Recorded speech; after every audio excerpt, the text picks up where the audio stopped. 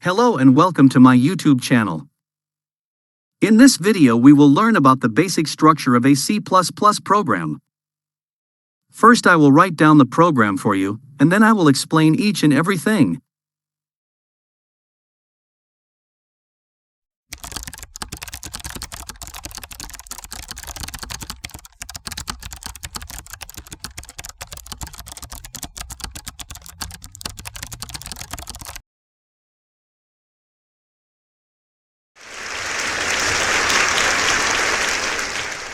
In the first line I have included a header file called the IOStream, which is short for Input-Output Stream. The purpose of adding this header file is to increase the functionality of our program.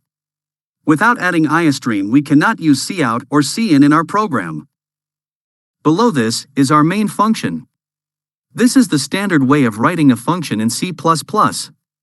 First we write the return type. Then the name of the function, which is main in this case, and then within the curly brackets is the body of our function. Every C++ program must have one main function. The execution of instructions start from main function. In the body of our main function, we have std, cout, then stream extraction operators. Every time you use cout or cin or endl, you will have to write std and 2 colons before it.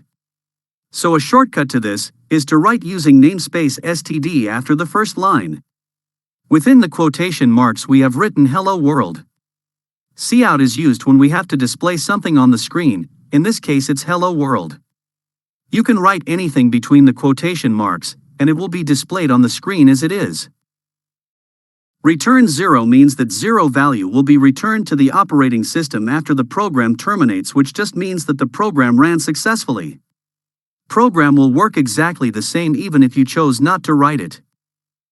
Now if we run the program, we can see that hello world is displayed on the screen. If you have any questions or requests, kindly direct them to the comment section. Thank you for watching.